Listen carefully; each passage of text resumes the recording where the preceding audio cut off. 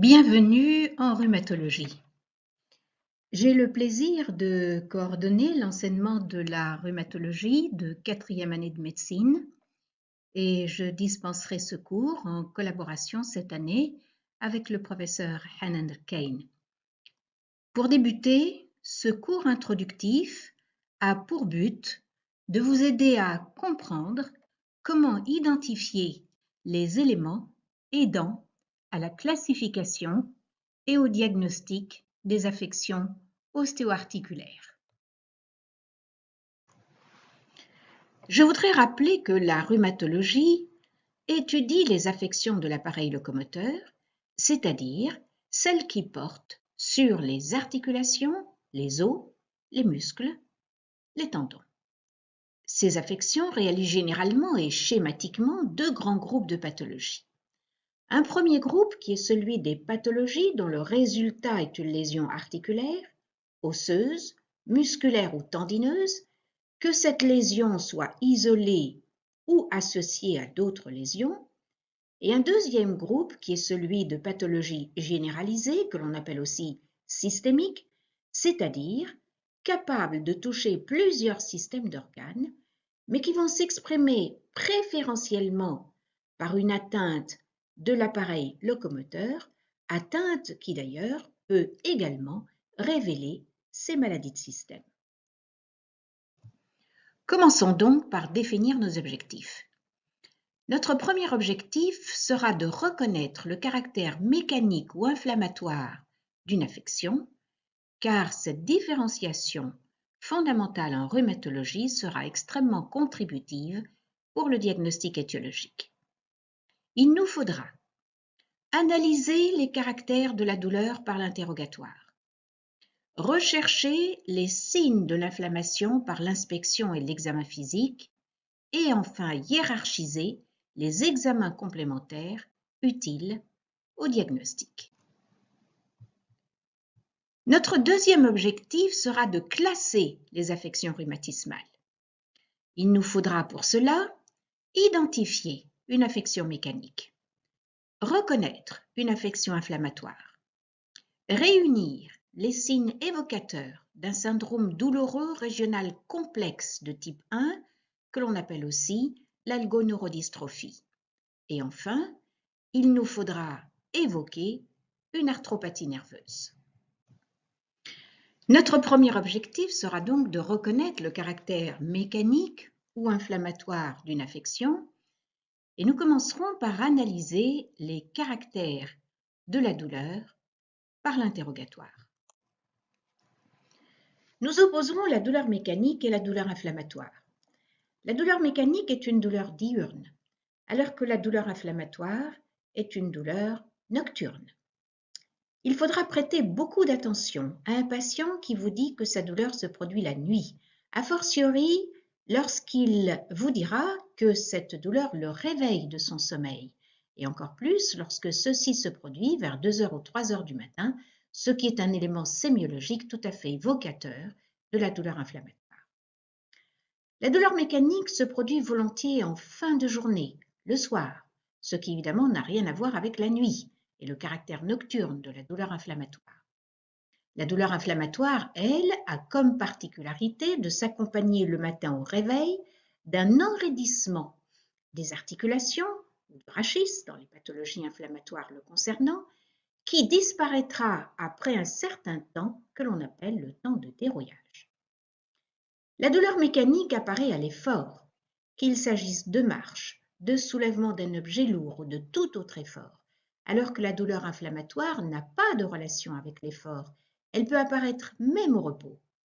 La douleur mécanique peut se produire dans certaines positions, elle a donc un caractère positionnel, ce qui rejoint un petit peu la notion d'effort, alors que la douleur inflammatoire n'a pas de relation avec le caractère positionnel.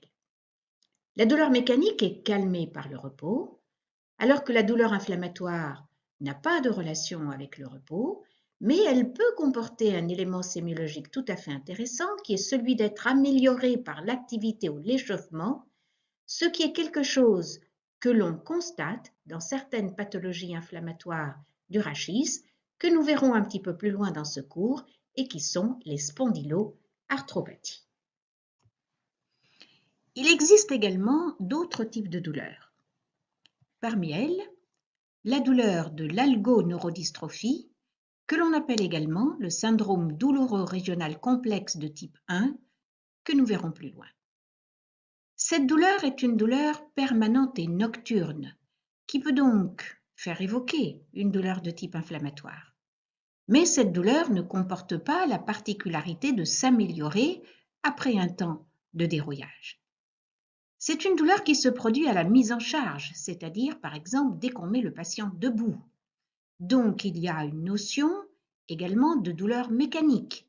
Mais cette douleur se différencie de la douleur mécanique par les caractères précédents et également par le fait que la douleur dépasse les structures articulaires. Elle n'est pas limitée à l'articulation, elle va s'étendre au-delà de l'articulation. Et il y a également les douleurs des psychalgies, qui sont des manifestations douloureuses qui n'accompagnent pas une pathologie ou une lésion organique et qui sont des douleurs qui peuvent traduire des problèmes psychologiques plus ou moins sévères. Il faudra être très attentif devant ce type de douleurs et ne pas les attribuer trop facilement à des psychalgies, car ces douleurs peuvent être très trompeuses et il nous faudra les retenir que si tout a été fait pour éliminer un problème organique. Enfin, le dernier cas de figure est celui de l'absence de douleur devant une articulation manifestement pathologique. Cette situation paradoxale doit faire évoquer l'arthropathie nerveuse. Il faudra ensuite rechercher les signes de l'inflammation par l'inspection et l'examen physique. Vous connaissez bien les signes de l'inflammation aiguë qui sont le gonflement, la chaleur, la rougeur. Ces signes sont bien retrouvés chez cette patiente. En tout cas, sur cette image, on constate de façon tout à fait évidente le gonflement et la rougeur. Lorsqu'on compare la main gauche et la main droite, vous voyez que la main pathologique ne comporte plus les replis cutanés normaux. On ne voit plus non plus les éléments vasculaires, les veines que l'on voit sur la main droite. Et au moment de l'examen de cette patiente, il existait effectivement une chaleur, ces trois éléments donc constituant les caractères de l'inflammation aiguë. Le plus souvent, les signes ne sont pas spécifiques. Ils peuvent en effet être modérés. Et dans le cas de l'arthrose, en particulier lorsque celle-ci s'accompagne d'un épanchement intra-articulaire, qui est donc dit d'arthrose, l'articulation peut aussi être gonflée et chaude, alors que l'arthrose est une affection mécanique, mais en général, les signes restent relativement modérés. C'est par exemple le cas de cette patiente chez laquelle on voit bien la différence entre le genou droit et le genou gauche. Le genou gauche, en effet, est tuméfié. On voit bien que les méplats de l'articulation, et en particulier le cul-de-sac sous-quadricipital, que l'on voit bien ici, est tuméfié et n'est en aucun cas comparable à ce que l'on voit sur le genou droit. On peut imaginer qu'au sein de cette articulation, il y a donc du liquide, le liquide articulaire, et qu'il peut y avoir également une inflammation de la synoviale qui explique cette tuméfaction. Dans l'algoneurodystrophie, les signes sont variables en intensité, mais peuvent être comparables à ceux d'une inflammation aiguë. Dans le lupus et de façon beaucoup plus générale dans les connectivites, donc les maladies de système, le patient peut se plaindre d'arthralgie sans aucun signe physique, c'est-à-dire pas de gonflement articulaire, pas d'arthrite, mais avec tous les caractères d'une douleur inflammatoire. Enfin, il est évidemment fondamental d'insister sur l'importance de l'examen général. Il faudra ensuite hiérarchiser les examens complémentaires utiles au diagnostic. On commencera par les examens les plus simples, la vitesse de sédimentation ou la C-réactive protéine afin d'affirmer ou au contraire d'infirmer l'existence d'un syndrome inflammatoire biologique. Il faudra procéder à l'examen du liquide synovial chaque fois qu'il existera un épanchement articulaire, après en avoir fait évidemment la ponction. Et il faudra pratiquer la radiographie de l'articulation douloureuse. Les autres examens complémentaires ne seront demandés, bien évidemment, qu'en fonction de l'orientation étiologique. Arrivé à ce stade, nous pourrons aborder notre deuxième objectif qui est celui de classer les affections ostéo-articulaires. Et de manière globale et schématique, on peut classer ces affections ostéo-articulaires en 4 catégories. Les affections mécaniques ou dégénératives, les affections inflammatoires, les syndromes douloureux régionaux complexes de type 1, que l'on appelle aussi les algoneurodystrophies, et enfin, le dernier groupe sera celui des arthropathies nerveuses. Pour identifier une affection mécanique, on commencera par rechercher l'origine des douleurs sur chacun des constituants articulaires et périarticulaires, et dans ce cas, l'anatomie sera la clé du diagnostic. Si l'on part de la structure anatomique pour prendre des exemples de pathologie, eh bien, prenons tout d'abord l'exemple de l'os, avec comme exemple de pathologie celui de l'ostéonécrose, en nous intéressant plus particulièrement à l'ostéonécrose de la tête fémorale, qui est le cas de figure le plus fréquent dans le cadre des ostéonécroses. Sur cette radiographie standard de la coxo-fémorale droite, si l'on suit en partant par le bas la corticale osseuse et en faisant le tour de la tête fémorale, bien on va s'apercevoir que la corticale va décrocher à 2 niveaux particuliers. Voici ces 2 niveaux, premier décrochage, puis ensuite un deuxième décrochage avant de retrouver la sphéricité habituelle de la tête fémorale. Ces 2 décrochages représentent ce que l'on appelle le signe du décroché. Si l'on regarde bien, on s'aperçoit qu'entre ces 2 zones de décrochage existe une zone de clarté. Cette zone de clarté représente une fracture sous-chondrale. Et la troisième zone est une zone de condensation, elle représente la zone de nécrose. Autre élément caractéristique, en tout cas qui accompagne les signes de l'ostéonécrose de la tête fémorale, du fait de ce décrochage et du fait que la corticale va donc baisser vers le bas, on aura donc un élargissement articulaire. Ces signes représentent le stade 3 de la classification de Harley et Fica, que nous reverrons lorsque nous parlerons des ostéonécroses dans le cadre des douleurs chroniques de hanche. Et vous voyez que ce stade 3 correspond à la condensation osseuse plus la fracture sous-chondrale, que l'on appelle aussi le signe du croissant ou le signe de la coquille d'œuf. Lorsque ces signes ne sont pas aussi évidents, et très souvent on est amené à confirmer l'ostéonécrose, bien l'IRM en séquence T1, dans le cas de cet exemple que je vous montre ici, met en évidence la zone nécrotique, le liseré de démarcation, qui donc démarque la partie de l'os mort de la partie plus saine en bas, et l'édème médulaire. Ces signes vont permettre de confirmer l'ostéonécrose de la tête fémorale. Si nous nous intéressons maintenant au défilé ostéofibreux, nous pourrons définir ce que l'on appelle les syndromes canalaires. Les syndromes canalaires sont dus le plus souvent à la souffrance d'éléments nerveux qui circulent dans des canaux. Ces canaux peuvent être des canaux inextensibles et il suffit de toute modification qui peut survenir à l'intérieur de ces canaux ou en périphérie et qui peuvent donc limiter l'espace par lequel passent ces éléments nerveux qui peuvent de ce fait se trouver comprimé et en souffrance et donc se manifester par ce qu'on appelle les syndromes canalaires. Le plus fréquent d'entre eux est le syndrome du canal carpien, qui est dû à la compression du nerf médian dans le canal carpien.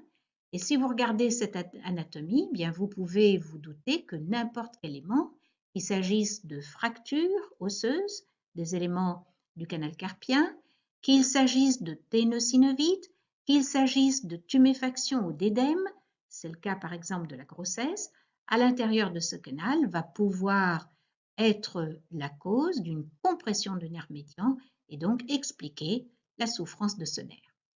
Regardez également la situation du nerf cubital au sein de la loge de Guyon et on peut imaginer que n'importe quelle pathologie qui va réduire le volume qui est déjà très limité de cette loge va pouvoir être la cause d'une compression du nerf cubital. C'est le syndrome du canal de Guyon. En restant toujours dans l'exemple des syndromes canalaires, mais cette fois-ci aux membres inférieurs et en particulier aux pieds, eh bien, on peut avoir également des compressions, notamment ici du nerf tibial, qui peut se trouver comprimé dans le carrefour postérieur ou au niveau plus bas du tunnel tarsien, ce qui va représenter le syndrome du tunnel tarsien. Les tendons peuvent être directement intéressés par l'inflammation, c'est le cas des tendinites. L'inflammation peut également concerner à la fois le tendon et sa gaine synoviale, ce sont les ténosynovites. C'est le cas par exemple, comme on le voit sur cette image, de ce que l'on appelle la ténosynovite de De Quervain, qui est une inflammation du tendon et de sa gaine, du long abducteur du pouce et du court extenseur du pouce. Dans le cas de la capsule articulaire, celle-ci peut être le siège d'une capsulite rétractile. Cette inflammation un peu particulière de la capsule articulaire, que l'on voit le plus souvent au niveau de l'épaule, montre, comme on le voit sur cette diapositive, vous voyez à gauche une capsule normale, qui est une capsule élargie qui permet les mouvements normaux de l'épaule. Dans le cas de rétraction, celle-ci va se rétracter comme un caoutchouc autour de l'épaule et en limiter les mouvements. Cette pathologie, que nous reverrons également plus loin, peut être due soit à des problèmes de dégénérescence des tendons, soit au contraire accompagner certaines maladies métaboliques. Elle peut en particulier être révélatrice d'un diabète. La synoviale peut être le siège d'une métaplasie, c'est-à-dire que le tissu synovial peut se transformer dans le cas que nous allons voir maintenant en tissu cartilagineux. C'est ce que l'on appelle la chondromatose. Ce tissu cartilagineux peut s'ossifier et se transformer en ostéochondromatose, devenant ainsi visible à la radiographie standard. Voici un cas d'une arthrose sévère où l'on voit le pincement articulaire, la condensation, l'ostéophytose, et l'on voit au-dessus ce volumineux ostéochondrome, donc c'est un chondrome ossifié sur certaines parties de sa structure et qui devient ainsi visible, c'est donc une ostéochondromatose. En intra-articulaire, nous nous intéresserons bien évidemment aux ménisques. Ceux-ci peuvent être le siège de lésions méniscales et on peut voir notamment sur cette IRM du genou une déchirure de la corne postérieure du ménisque. Mais le ménisque peut aussi être le siège de dépôt. C'est ce que l'on voit sur cette image, où cette image linéaire va correspondre à un dépôt de pyrophosphate de calcium, qui est un signe tout à fait évocateur d'une maladie métabolique qui fera partie du diagnostic différentiel de la goutte et qui constitue la chondrocalcinose articulaire. Le cartilage peut être dégradé par diverses pathologies et chaque fois qu'il est dégradé, il donnera lieu au pincement de l'interligne articulaire. La situation la plus fréquente est tout de même représentée en pathologie par l'arthrose. Au stade débutant de celle-ci, le cartilage se ramollit, c'est ce que l'on appelle la chondromalacie. Puis s'installe ensuite l'arthrose à proprement parler. Celle-ci se manifestera sur le plan radiologique, sur les radiographies conventionnelles, par les signes classiques de l'arthrose, que vous reverrez dans le cours consacré à cette pathologie. Ces signes, en tout cas ceux que l'on voit sur cette image, sont d'abord le pincement articulaire, la condensation osseuse, l'ostéophytose. Il manque le quatrième signe de l'arthrose qui est représenté par les géodes sous-chondrales.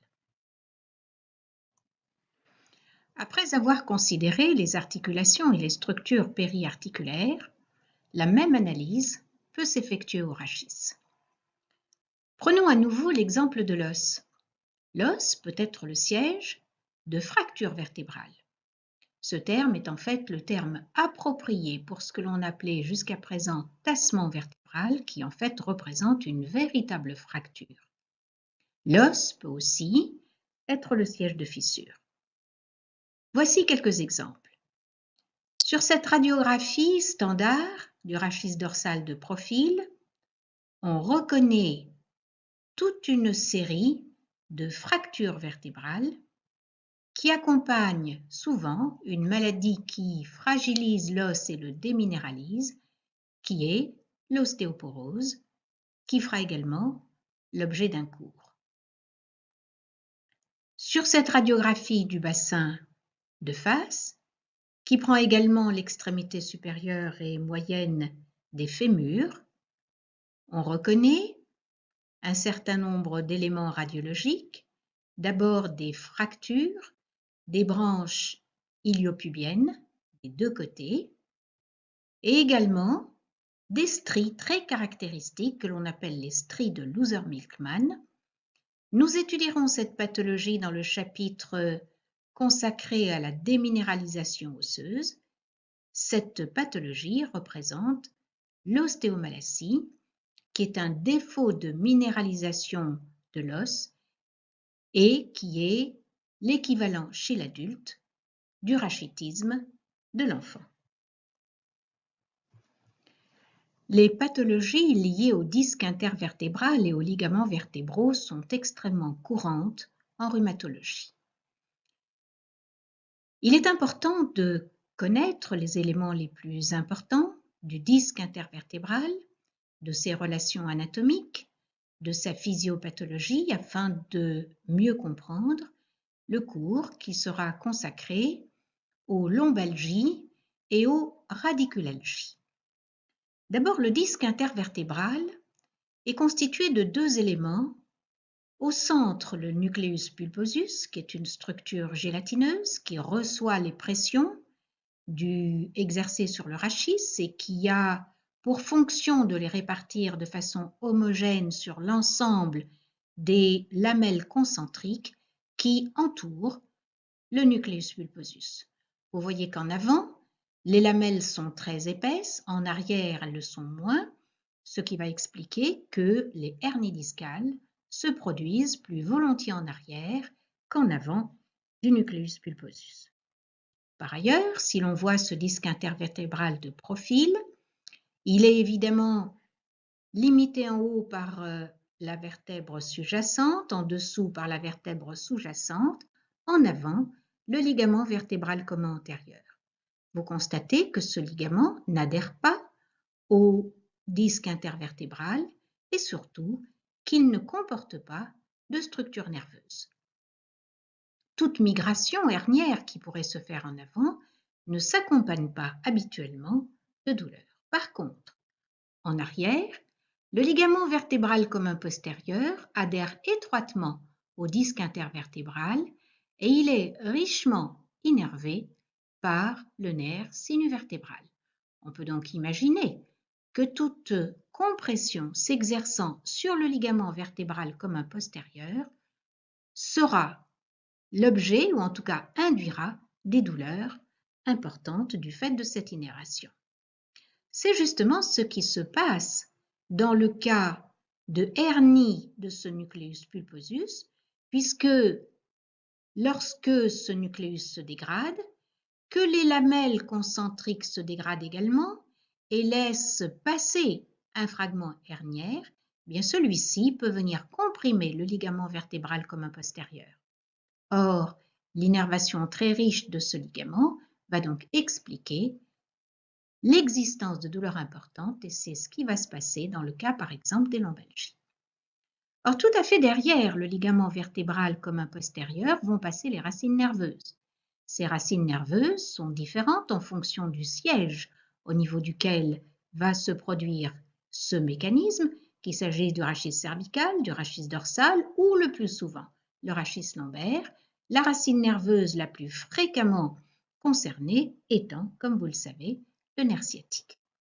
En effet, lorsque cette migration hernière va donc dépasser le ligament vertébral commun postérieur, soit en le gardant intact, soit au contraire en le rompant, eh bien, il peut y avoir une compression de la racine nerveuse qui passe juste derrière et ce sera à ce moment-là l'apparition, la genèse d'une radiculalgie. Encore une fois, la racine nerveuse la plus fréquemment concernée, le nerf sciatique, il se produira donc, dans ce cas, une sciatique. Enfin, cette migration hernière peut donner lieu à une rupture d'un fragment, donc un détachement d'un fragment qui va migrer plus bas et venir comprimer la racine nerveuse beaucoup plus bas après avoir rompu le ligament vertébral commun postérieur le plus souvent, ce seront les hernies discales migrées. Voyons quelques exemples. D'abord sur les radiographies standards. En effet, il ne faut jamais oublier de demander d'abord une radiographie standard. Elle peut être riche d'informations avant d'aller demander des explorations plus sophistiquées. Sur cette radiographie du rachis lombaire de profil, on voit en particulier, entre L4 et L5, un élargissement du disque intervertébral postérieur.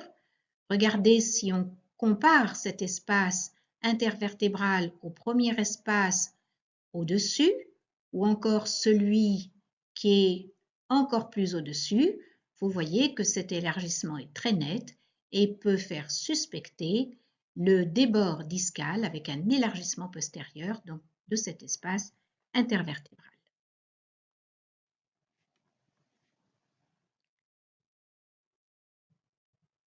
Un exemple au scanner, si l'on regarde bien cette image, eh bien vous pouvez voir l'existence d'une hernie discale médiane qui efface l'émergence des deux racines nerveuses.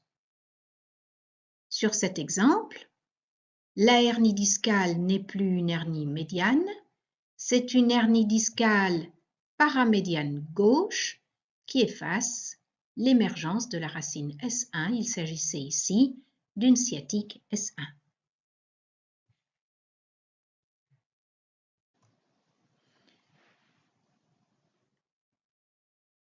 Dans ce cas de figure, il s'agit d'une IRM qui a été demandée devant la discordance radioclinique avec un scanner qui paraissait normal. Et on peut observer ici une migration hernière avec un ligament vertébral commun postérieur qui reste intact. Il s'agit en effet d'une IRM pondérée T2 qui montre la présence d'une ligne noire continue qui limite la hernie discale. Toujours au niveau du rachis, les articulations interapophysaires postérieures peuvent également être le siège de pathologie. La situation la plus courante est représentée par l'arthrose, mais ces articulations peuvent également être le siège de pathologies particulières, dont voici un exemple. Cette image que l'on observe à gauche au scanner, à droite en IRM, représente un kyste interapophysaire postérieur. La structure anatomique qui souffre étant reconnue, on recherchera alors l'étiologie en cause. Qu'il s'agisse de traumatisme ou de microtraumatisme, de troubles statiques, de troubles métaboliques ou autres pathologies. Abordons à présent les affections inflammatoires. Celles-ci peuvent être globalement classées en 3 grands groupes. Les infections ostéo-articulaires, les inflammations microcristallines et les affections inflammatoires stériles. Il faut tout d'abord commencer par éliminer les affections urgentes ou pour lesquelles le diagnostic peut être rapide. Il s'agit des infections ostéo-articulaires auxquelles est lié un pronostic local en raison du risque de destruction articulaire et un pronostic vital en raison du risque de septicémie. Il s'agit également des inflammations microcristallines au cours desquelles l'intensité de l'inflammation peut être la source de douleurs extrêmement violentes.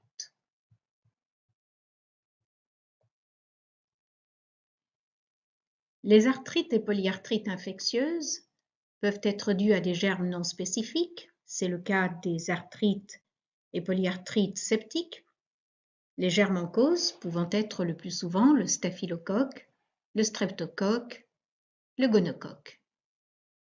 Les germes spécifiques sont le plus souvent au Maroc le BK, à l'origine, comme vous le savez, de la tuberculose, ou encore les brucellas qui peuvent être à l'origine de brucellose. Les arthrites et polyarthrites infectieuses sont celles que l'on observe dans le rhumatisme articulaire aigu, les arthrites de la maladie d'Osler ou encore les arthrites réactionnelles. Les arthrites microcristallines sont essentiellement représentées par la goutte, qui fera l'objet d'un chapitre à part dans ce cours de rhumatologie, et la chondrocalcinose articulaire, dont nous avons vu un exemple au niveau du genou dans les diapositives précédentes. 3 étapes sont essentielles. La première est l'analyse du liquide articulaire. Celle-ci permettra la mise en évidence de germes, soit par l'examen direct, soit par la culture. La culture pouvant elle-même se faire soit sur milieux ordinaires, soit sur milieux spéciaux. Dans le cas du bacille de Koch, le milieu sera par exemple le milieu de Loewenstein. Pour le gonocoque, le milieu de culture sera celui de Taillère et Martin. L'analyse du liquide articulaire permet également la mise en évidence de microcristaux. Il peut s'agir de microcristaux d'urate de sodium qui permettront le diagnostic de goutte ou encore de microcristaux de pyrophosphate de calcium qui permettront le diagnostic de chondrocalcinose articulaire. Nous y reviendrons.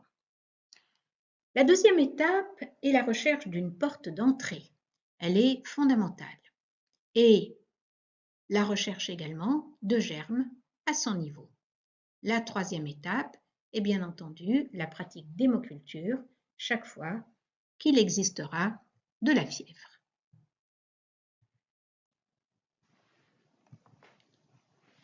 Le deuxième groupe est celui des affections d'allure inflammatoire, mais qui se présentent sous le masque d'une arthrite rhumatismale, qu'il s'agisse de monoarthrite, d'oligoarthrite ou de polyarthrite. Il faut alors penser en priorité aux arthrites ou polyarthrites dont le retard au diagnostic est préjudiciable aux malades et qui nécessitent un traitement spécifique. Ce sera le cas des arthrites infectieuses et je vous renvoie à ce qui vient d'être précédemment dit. Les arthrites rhumatismales qui nécessitent un diagnostic urgent. C'est le cas des connectivites majeures en poussée, notamment le lupus érythémateux aigu disséminé. Il peut s'agir également d'affection qui n'est pas une arthrite, mais qui peut en simuler les symptômes. C'est le cas de l'algoneurodystrophie, que l'on appelle encore le syndrome douloureux régional complexe de type 1, dans sa phase édémateuse. Nous y reviendrons.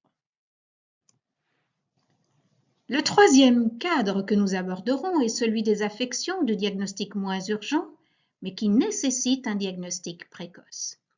Et ce seront en particulier les rhumatismes ayant des localisations préférentielles.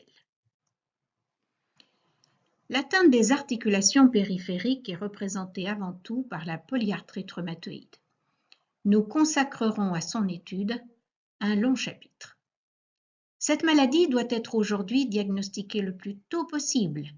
Voici un exemple débutant chez une patiente dont les mains peuvent être considérées comme tout à fait normales. Si on laisse la maladie évoluer, à la phase d'état, apparaîtront les déformations qui s'aggraveront inéluctablement et qui compromettront la fonction de manière importante. L'atteinte de l'axe pelvéo-rachidien est le fait des spondyloarthropathies. Là encore, le diagnostic doit être le plus précoce possible.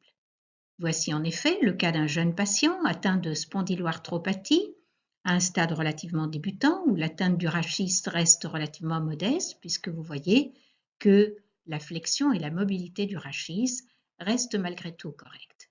Si on laisse la maladie évoluer sans traitement, l'atteinte du rachis puis des articulations périphériques et notamment des hanches peut être considérable, réalisant alors une impotence fonctionnelle majeure, comme on le voit dans cet exemple.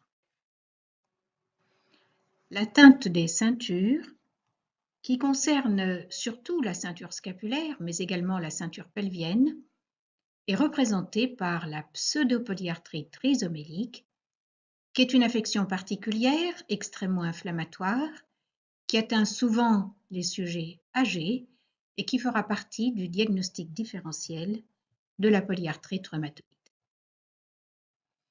L'examen général aura permis d'identifier un certain nombre de clés d'entrée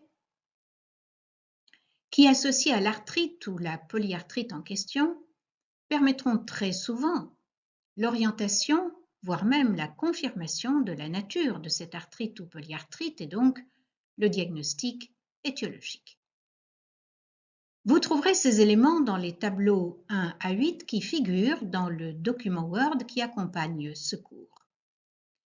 En effet, ces différents éléments pourront être classés en d'abord fièvre ou altération de l'état général, les lésions cutanées, les signes digestifs, les signes oculaires, l'atteinte axiale, les lésions ostéo-articulaires destructrices, l'existence d'une protéinurie ou encore l'absence de destruction articulaire, même après des années d'évolution, qui prend donc un caractère sémiologique important.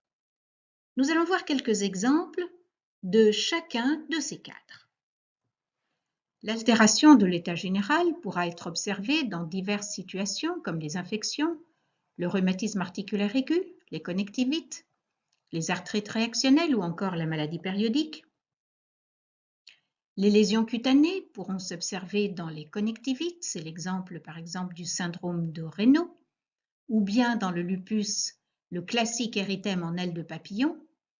Le rhumatisme psoriasique, lui, peut s'accompagner de lésions cutanées qui sont des lésions érythémato-squameuses dont nous étudierons les localisations particulières. Les signes digestifs peuvent être à type de diarrhée récente, c'est ce que l'on observe dans les arthrites réactionnelles, ou encore de diarrhée chronique, c'est ce que l'on voit dans les MICI, c'est-à-dire les maladies inflammatoires chroniques de l'intestin, comme par exemple la rectocolite ulcéro-hémorragique, la maladie de Crohn ou encore la maladie de Whipple. Les signes oculaires seront de divers types, par exemple l'uvéite antérieure qui peut accompagner toutes les spondyloarthropathies, ou encore la classique uvéite antérieure et postérieure qui accompagne la maladie de Behçet. Nous avons vu que l'atteinte axiale était essentiellement le fait des spondyloarthropathies et notamment leur forme la plus évoluée qui est la spondylarthrite ankylosante. Mais on y rencontre également l'atteinte axiale du rhumatisme psoriasique. Les lésions ostéo-articulaires destructrices sont avant tout le fait de la polyarthrite rhumatoïde, mais on y voit également les atteintes périphériques du rhumatisme psoriasique et vous voyez que ce type de rhumatisme a des phénotypes différents, ce qui en fait d'ailleurs la particularité.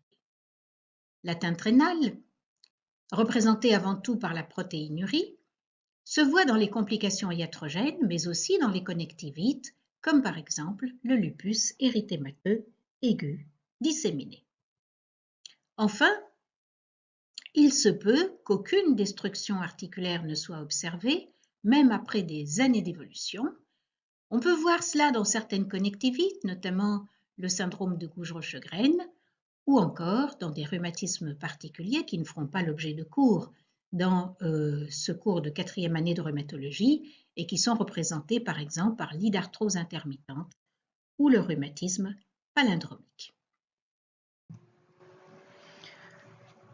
On remarquera que la quasi-totalité des clés d'entrée est clinique, ce qui permet à nouveau d'insister sur l'importance de l'examen. Par un interrogatoire soigné et minutieux, par un examen clinique articulaire approfondi et par un examen général complet. Deuxième remarque, certaines affections font partie de plusieurs classifications en raison de leur caractère multisystémique. C'est le cas par exemple de la polyarthrite rhumatoïde ou du lupus érythémateux aigu disséminé, mais bien d'autres exemples peuvent également être donnés. Et enfin, 10% environ des rhumatismes inflammatoires sont encore aujourd'hui de classification difficile. Après les affections mécaniques et les affections inflammatoires, nous aborderons à présent et beaucoup plus rapidement deux groupes très particuliers. Le premier est représenté par l'algoneurodystrophie que l'on appelle aussi, nous l'avons vu, le syndrome douloureux régional complexe de type 1. Quelles sont les particularités de cette pathologie? Eh bien, la particularité essentielle à retenir est l'existence d'une discordance entre l'intensité de la symptomatologie clinique qui évoque une affection inflammatoire. Et nous avons vu au tout début de ce cours les caractères particuliers de la douleur de type algoneurodystrophique. Et cette intensité va contraster avec la normalité des paramètres biologiques de l'inflammation, en particulier la vitesse sédimentation et ou la CRP sont parfaitement normales. Cette discordance est tout à fait évocatrice d'algoneurodystrophie. Voyons quelques exemples. D'abord cet exemple d'algoneurodystrophie de la main droite, et vous voyez que celle-ci est tuméfiée, plus rouge que l'autre main, avec des signes qui débordent les articulations puisque toute la main est concernée et que ces signes vont remonter au-dessus du poignet. D'ailleurs, quand vous comparez les deux poignets, vous voyez bien la différence avec l'effacement de tous les repères anatomiques et puis cet élargissement du poignet et également le début de l'avant-bras qui est concerné par ces signes cliniques. C'est tout à fait évocateur de l'algoneurodystrophie, donc importance de la clinique et des manifestations symptomatologiques et le contraste avec la biologie qui reste parfaitement normale. Autre exemple ici, qui est celui d'une algoneurodystrophie du pied, et vous voyez bien que le pied gauche est le siège d'un gonflement, d'une rougeur. Ces signes débordent les articulations, concernent la cheville, débordent au-dessus de la cheville, et vous voyez bien la différence entre les deux pieds lorsque vous réalisez un examen comparatif. À l'examen, il existe également une chaleur et ces signes qui sont tout à fait ceux de l'inflammation aiguë, contrastés de façon tout à fait caractéristique avec un syndrome biologique parfaitement normal, ce qui permet d'évoquer l'algoneurodystrophie. Nous terminons enfin par le classement d'une arthropathie nerveuse. Il faut se rappeler qu'il faut évoquer une arthropathie nerveuse lorsque l'on est en présence d'une situation tout à fait paradoxale qui est celle d'une atteinte articulaire importante qui contraste avec l'absence de douleur. On utilisera ensuite la topographie comme guide pour l'orientation étiologique. Lorsqu'il s'agira d'une atteinte des membres inférieurs, et notamment du genou. Beaucoup plus rarement du rachis. On évoquera le tabès. Lorsqu'il s'agira d'une atteinte des membres supérieurs et notamment de l'épaule, on évoquera la syringomyélie. Lorsqu'il s'agira d'une atteinte des extrémités sous forme de lésions de mutilation, on évoquera la lèpre. Lorsqu'il s'agira d'une atteinte du médio-pied et notamment d'une nécrose du naviculaire, on évoquera l'arthropathie nerveuse du diabète. Enfin, lorsqu'il s'agira d'une atteinte des avant-pieds sous forme d'ostéolyse, on évoquera une maladie rare qui est l'acropathie ulcéromutilante. Nous allons voir quelques exemples de ces différentes pathologies.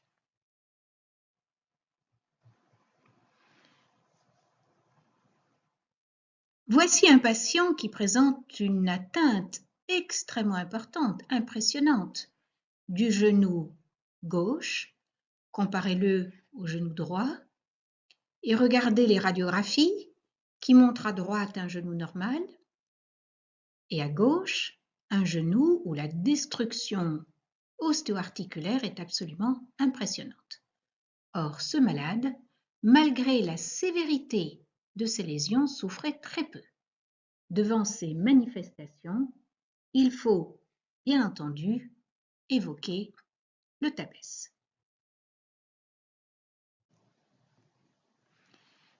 Cette atteinte impressionnante de l'épaule, accompagnée d'une absence de douleur, doit bien sûr faire évoquer la syringomyélie.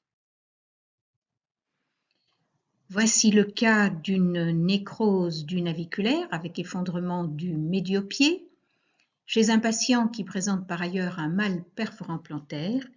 C'est évidemment l'atteinte tout à fait classique de l'arthropathie nerveuse du diabète que l'on appelle aussi le pied de Charcot. Observez ici l'importance des lésions de mutilation. Regardez la main droite, vous voyez l'importance des mutilations du 5e et du 4e rayon, des extrémités du 1er, 2e et 3e rayon. À gauche, vous voyez l'importance des lésions mutilantes du 2e et 5e rayon et les lésions de mutilation également des extrémités du 1er, 3e et 4e rayon. Devant ces lésions de mutilation des extrémités, il faut évoquer la lèpre. Enfin, un dernier exemple tout à fait impressionnant, où vous voyez cette atteinte extrêmement sévère de l'avant-pied gauche, avec à la radiographie l'importance de l'ostéolyse, avec pratiquement l'os de l'avant-pied qui a totalement disparu, et devant ces lésions d'ostéolyse siégeant aux avant-pieds, on évoque bien entendu l'acropathie ulcéromutilante qui reste fort heureusement une affection extrêmement rare.